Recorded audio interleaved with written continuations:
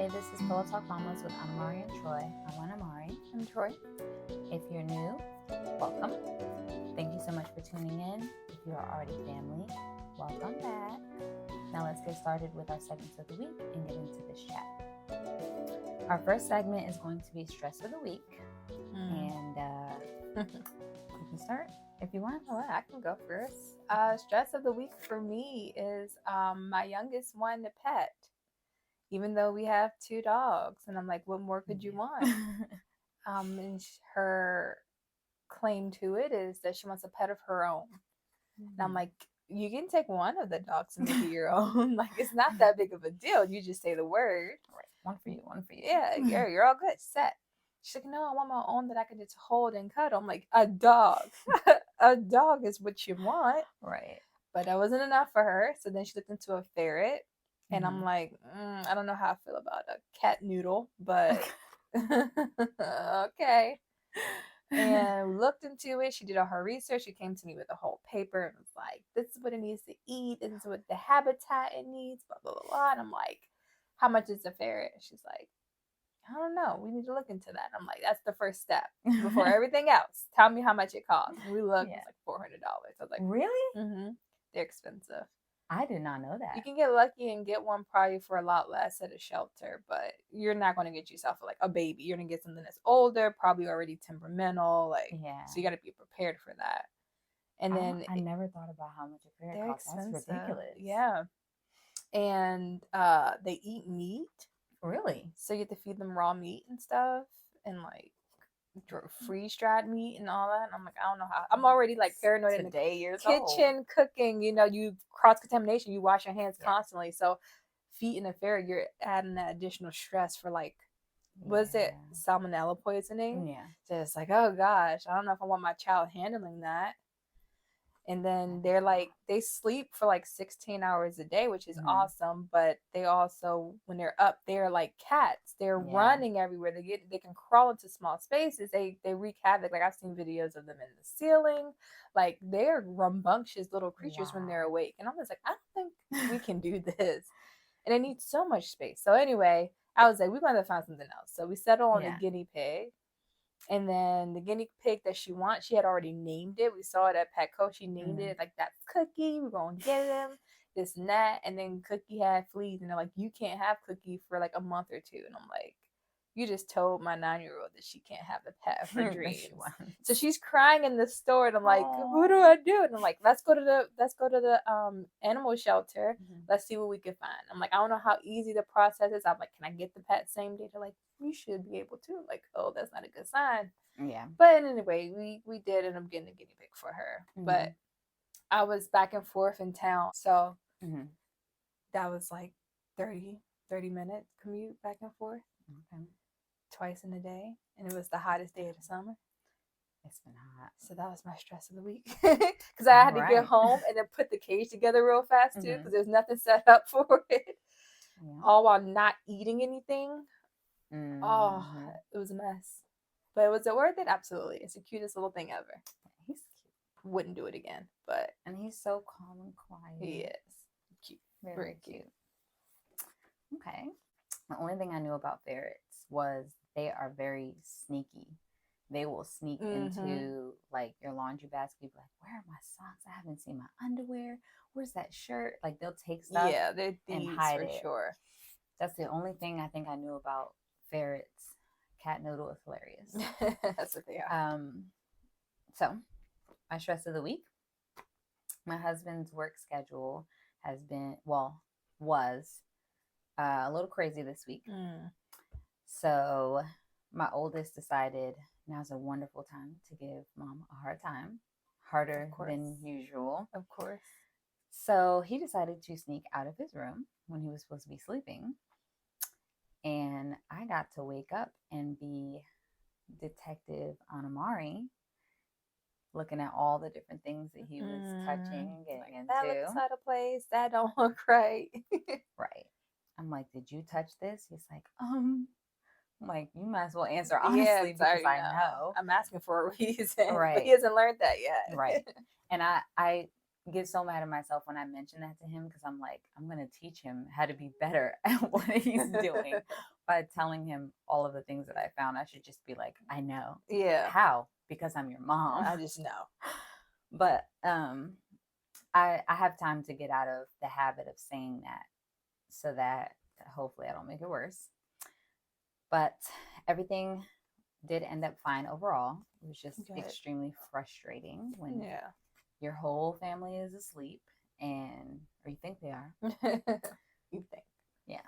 So that was my stress of the week. That was stress. Never mind. It put mine to shame because when it comes to kids, and mine has had a little bit of tears. Yours is a whole different ball game. They're both stressful. It's just different, completely different reasons, different feelings that they invoke, but they're both stressful situations. See, mine's is okay, let's try again tomorrow kind of. Yeah. Yours is not. Yours is like, we got to do what they hear in the moment. Like, there's like, no I feel tomorrow. Like I'm disappointing you versus you disappointed me. Yes, there's no tomorrow. You got to get through it that day. So, yeah, you win. All right. I don't know if I want that trophy, but I'll take it. Stress of the week. Our next segment is going to be listener Q&A. We got fancy this week. So, because some of these questions do require a little bit more to the answer, probably going to do like 2. And then we'll continue to pull from here each week for our listener Q&A as our questions keep coming in. Mm-hmm. So, sounds good. All right, you be my guest. Yeah, I was going to say, do you want to pull the first? Wait, let me do a little shaky shake. Of course, it must be difficult on me. Right. Hopefully there's enough questions. Take it a good one. Yeah. This one. All right, I'll grab one now. I like that one. So this question is about children and social media and whether or not you feel comfortable posting your kids online. That's a hard one. That's a tough one, especially when you have family that want to stay up to date with the growth of your kiddos, but also simultaneously it's like, you don't even call me, you don't talk to me, you don't even know how my kid is doing. Yeah. we definitely differ with social media in general. Mm-hmm. Not just with our kids, but we don't all talk to each other every single day, mm-hmm. but I have a huge family on my mom's side. So it's just a lot easier, on my personal social media, just, posting pictures and things of the kids, their achievements and things like that. I do that. And that way, nobody really has to ask you, how are the kids doing? How big have they got? People will tell me, oh, they got so big. Oh, they're so smart. Oh, they're so cute, handsome, whatever.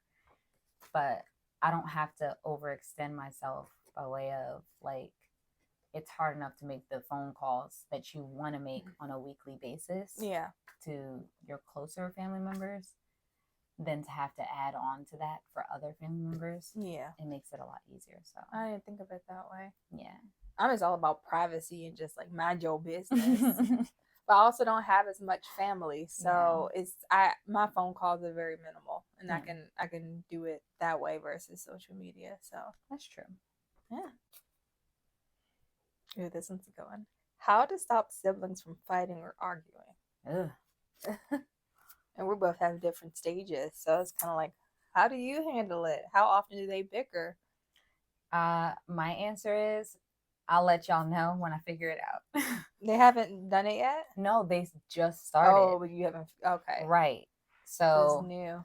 I feel like we've talked about this. The difference is that yours do more bickering and mine do more fighting. You did mention that, yeah. And I'm like, not in this house. So on one hand, I feel like I would rather them bicker, but on the other hand, then that's annoying. Like, I don't want you putting your hands on each other, but if I'm hearing you guys arguing all the time, I'll be like, everybody shut your mouth and go to your room. So at this age, I guess it's a little easier for me is keep your hands to yourself, get your hands off of him. Like, they're boys, they wrestle and things like that now that the youngest is a little bit older and can hold his own. Oh, absolutely. More than hold his own. But yeah, it's just a matter of keep your like the same thing you would say as a kindergarten teacher to all your kids, like keep your hands to yourself. Yeah. Personal This is my body and I say no. Yeah. And like you said, for me, they bicker. So the argument is kind of like, the best I can do is tell them, like, in order for the argument, the confrontation, or whatever you want to call it, to stop, you have to stop talking. Yeah. It's not about being the bigger person to win the argument. It's not tit for tat. It's like, if this person says something and you don't like it, like, hey, I don't like that. That hurt my feelings, or, you know, whatever the case may be. Right. And the other person's like, well, blah, blah, blah, blah. Like, all right, I'm done. Like, it's up to you to be like, all right, I'm done with this. Like, I'm going to walk away now. Yeah. So I mean, obviously it prepares them for real life at that point as well, to say walk away from things that are not worth it. And I always be like, she's not your mama. You don't got to respond to her questions. You don't got to just ignore her. Like, I would try to remind them that too. So that's true. That's the way I do it. I'm very big on agree to disagree. Yeah. At my age, I'm not fighting anybody, and I'm not even going to argue with you. Like, there's no point. If you feel one way and I feel another, that's wonderful. We can agree to disagree, and that's just it. I mean, there's no reason. I mean, obviously they're a different age, they'll get there, but at our age, I'm like, there's no reason to argue. So agree to disagree. I'm gonna say something, and I hope it's not like too out of pocket. Okay. But I think about Outcast. He's like, let bygones be bygones, and you go get the hell on. Like, that's my philosophy in life. Like, you go ahead. That's just the same thing. Moving. So that's I agree. Podcast knows what's up. Yeah. All right. So what's our topic for today? Our topic for the day is homeopathic expectation versus reality. I almost stumbled down a hill trying to say that. Homeopathic expectation versus reality. All right. So, you go ahead. Start off. All right. I have been called a hippie and a fairy, which I'm cool with. Fairies are cute, you know, little creatures. I'm fine with that. Hippie, I'm little creatures. Eh. But what's funny is my mom growing up, I heard people call her a hippie.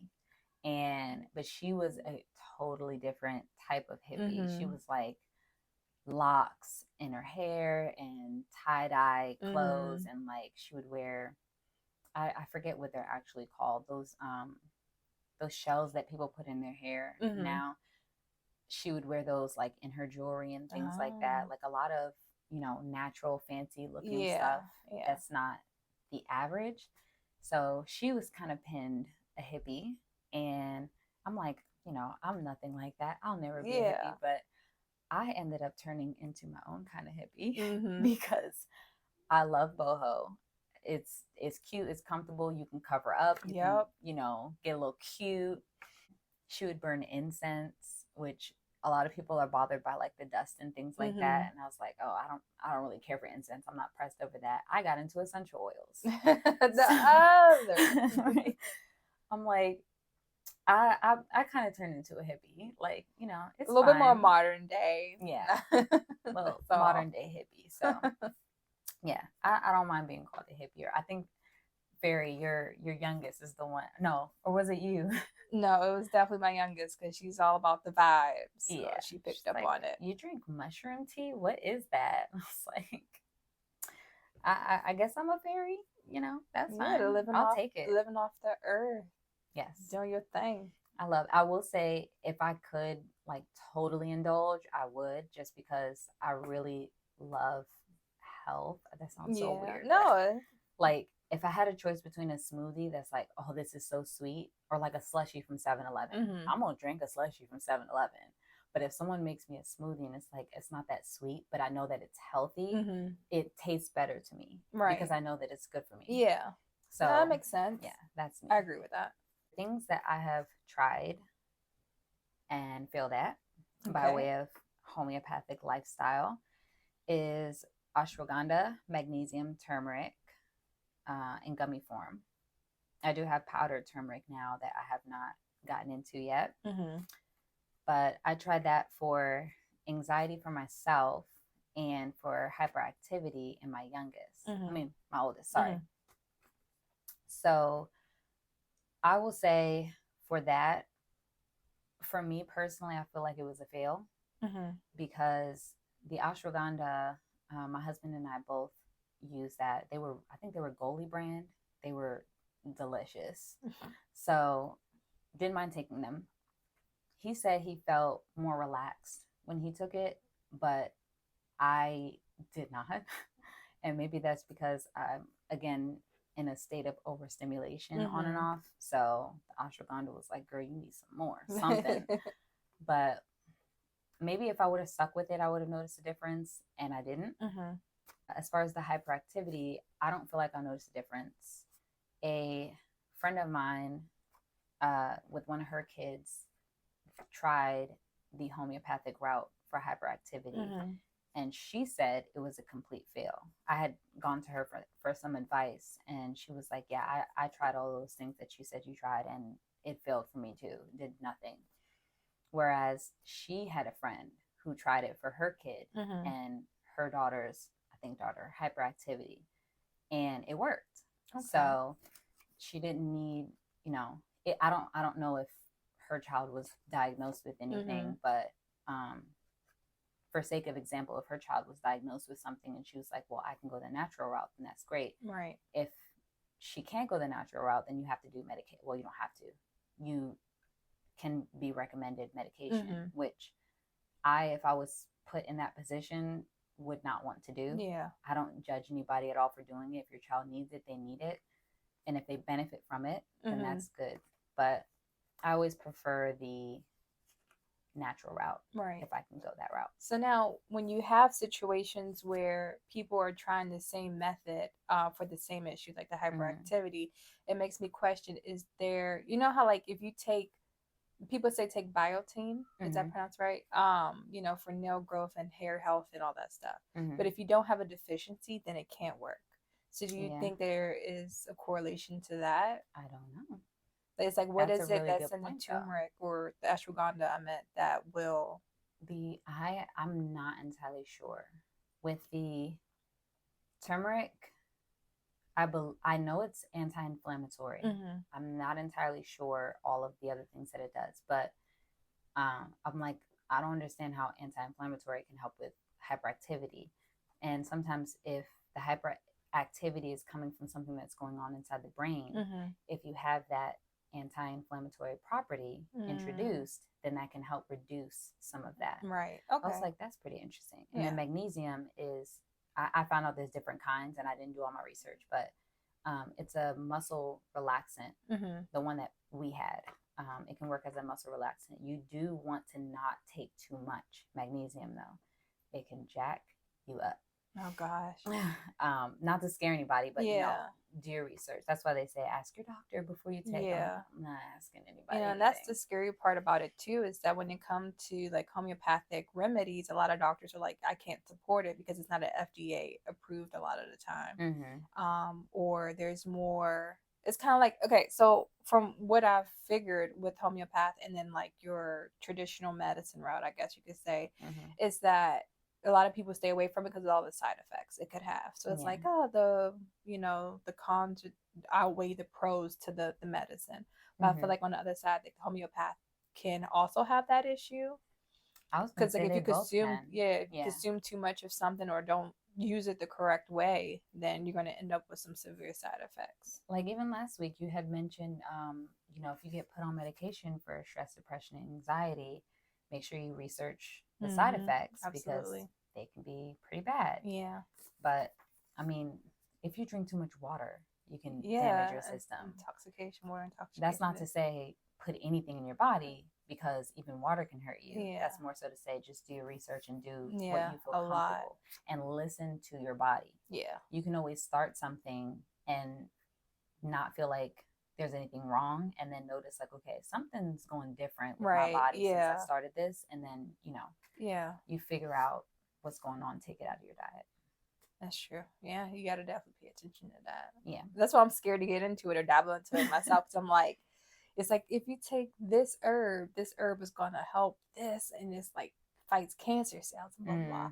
But also, if you consume it the wrong way, if you get the wrong type or something like that, then you're gonna have liver damage or something. It's like, it's even medication. They're like, if you suffer from such and such, take this and it'll make you better. Side effects include blah, blah, blah, blah, blah, blah, blah. And it might be, the side effect might even include the issue you already Right. have. You're just like, well. Or like, it was some comedian that was like, listen, these side effects sometimes are worse than what I'm trying to treat in the first place. Exactly. And so it's true. You got to pick your battles for sure. Yeah. But I think because usually on medicine, like it tells you like, hey, if you take this Tylenol, it will cause liver or kidney. Yeah. I can't remember which one. So can't take remember this either now. amount, you know, in this amount of this time frame, don't exceed this, whatever. I feel Right. better. But a lot of times with like the healthier medicinal options is like take 2 to 10. Good luck. And it's like, shoot, how do I know? With that, you start low and build up. Okay. That's what I personally would do. Again, do your research and do what feels comfortable for you. Yeah.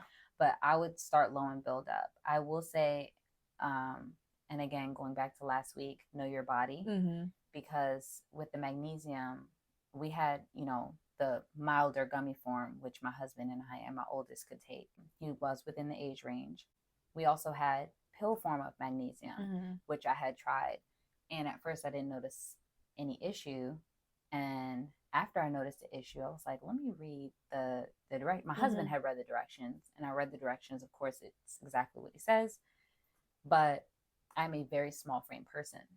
So whereas he could take 2 of them, I was like, no, I need 1. He was like, well, babe, the directions say 2. I was like, yeah, but I took 2 and it jacked me up. Yeah. So I'm either going to stop taking it or I'm only going to take 1. Yeah. So I would say instead of, I mean, obviously I'm fine. Nothing happened long term, but I would say if you're nervous about side effects, start low and build up. I'd rather take it and waste it because it wasn't enough than to take too much. And then you have to let that flush out of your body. You know what else? Another scary thing too is because we talked about in previous episode about like taking the medicine that we need for depression and anxiety and stuff like that. With the medication that I'm on, I have to be careful also even about the more natural options because they may counteract with what I'm taking. So it's so scary. I don't know what medication, but you can't eat grapefruit on it. Right, yeah. I know what you're talking about. I don't remember what it is or what the medication is even for. But I'm like, grapefruit? I don't know if it's the acidity or if it's... I mean, it's technically a citrus. A natural makeup. It has to be something. It's some natural makeup of the grapefruit. It's not like if it's too ripe or not ripe enough. It's like, don't eat grapefruit. Yeah, I've heard that, and I can't remember for what medication, but it's crazy. Look it up if you're curious. I don't remember. It's scary stuff, but you gotta do your research. Yeah. I've also tried Ayurvedic roast and Ticino and mud water, trying to get off of coffee. And long live coffee. I didn't make it.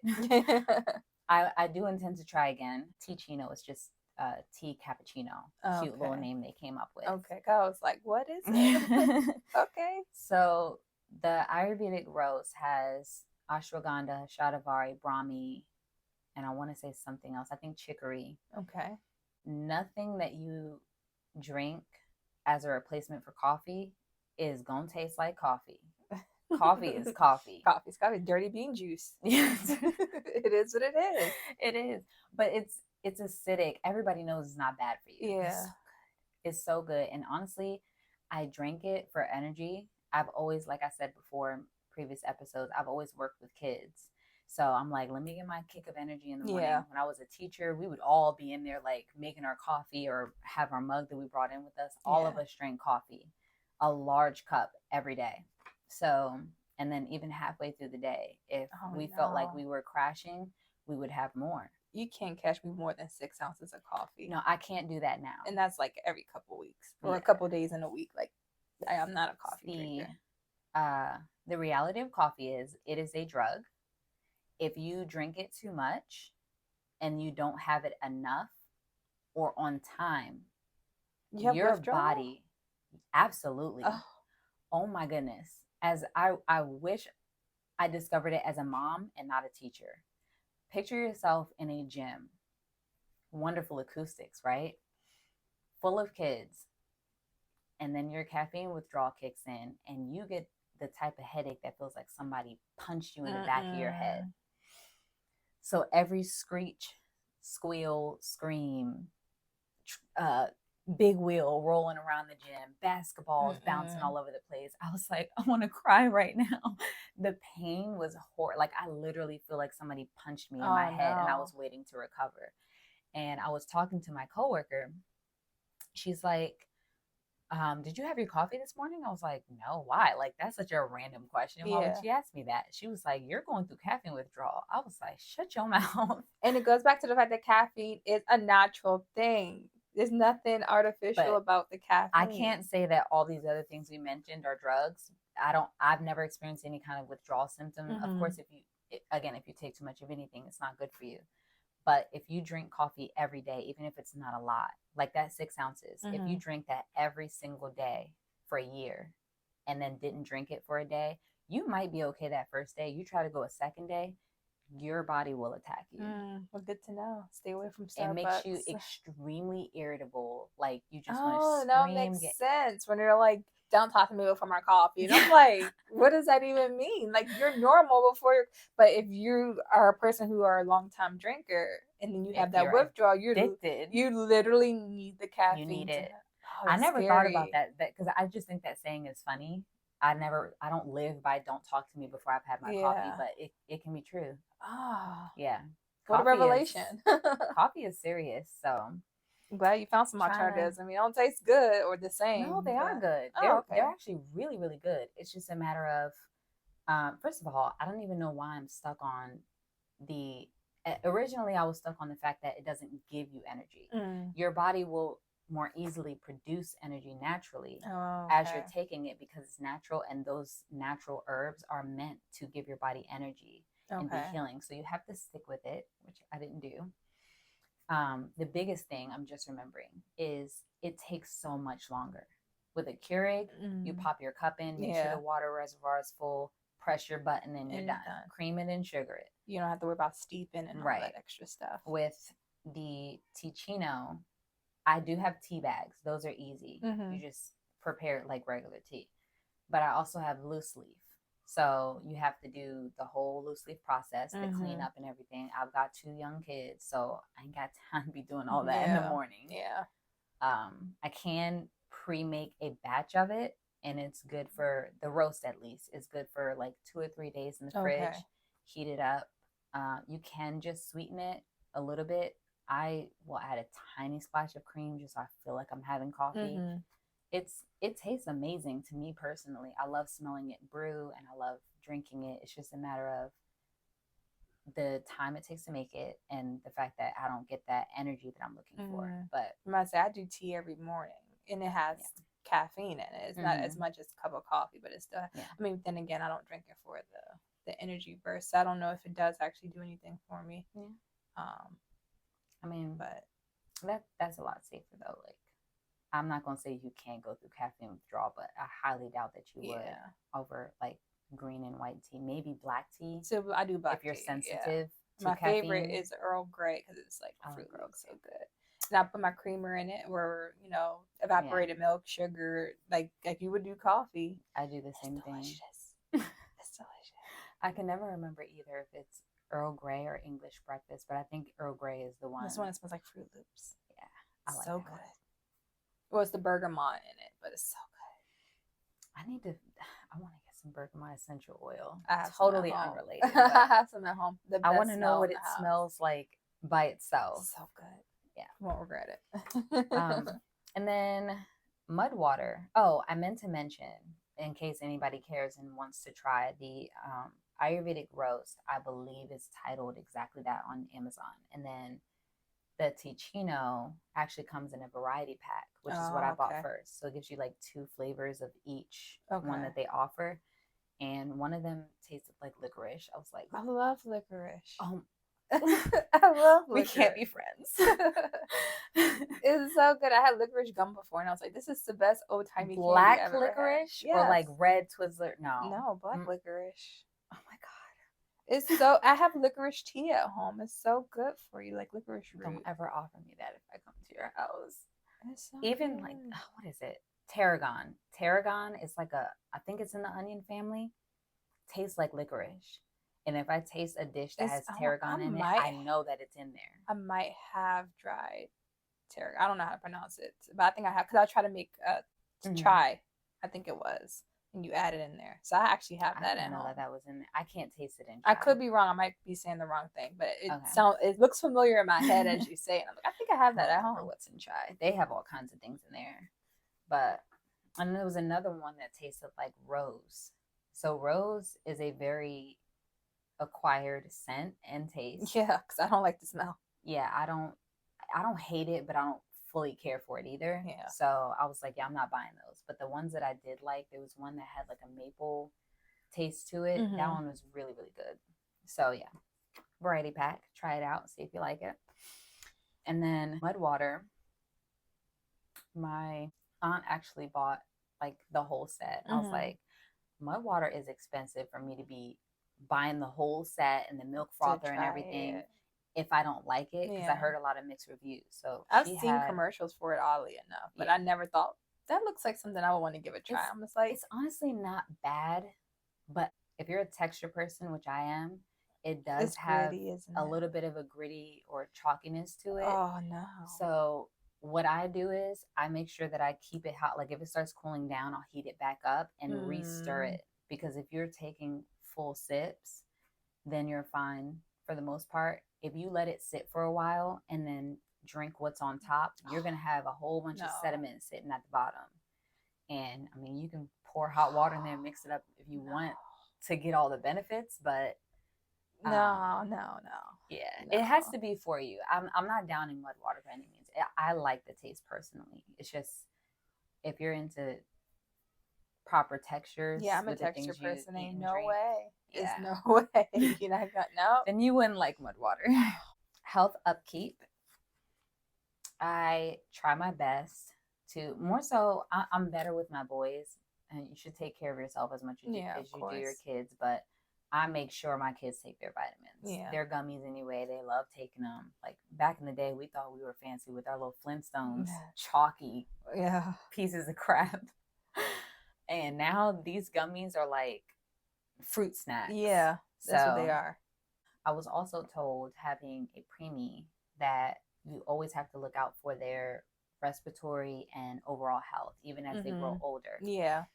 So I noticed that I had completely forgotten in my stress of the week about planning the party that my kids were sick, because none of us had been sick in so long. So I'm like, y'all would get sick right now. Like we have a birthday party coming up. So I'm like, all right, vitamins, water. We need, I gave my oldest a sore throat remedy that I make with apple cider vinegar, honey, and lemon juice. Oh, that'll do it. Yeah. Whatever it does, it will do it. I will say, of course, it can taste like, I don't want to taste this. But if you like the taste of honey, I don't like the taste of honey alone, but mixed into other things is okay. He was like making faces. I was like, is it too sour? He was like, yes. Oh. So I added a little bit more honey, and he was like, okay, it's good. I was like, okay. So anytime you feel your throat feeling funny, you feel a cough coming on, let me know, and you can come take a sip of this. Just mix a little, like a shot glass amount, and let them take little sips of it. That definitely, I've used that as a grown adult with this. I don't even know if he had a sore throat, and it's obviously not medicine. It's not going to completely go away, but it definitely soothes your throat. So, I mean, but there's also vitamin C in the lemon. Yeah. So you're still getting some nutritional value. The honey has, honey is really good for a lot. And what else did you put in it? Apple cider vinegar. That has benefits. Yeah. So you were still dosing them up on vitamins. Yeah. Look at you. Please like, comment, and share this video. If you haven't already, please subscribe to our channel. Hit that notification bell so you don't miss any future episodes.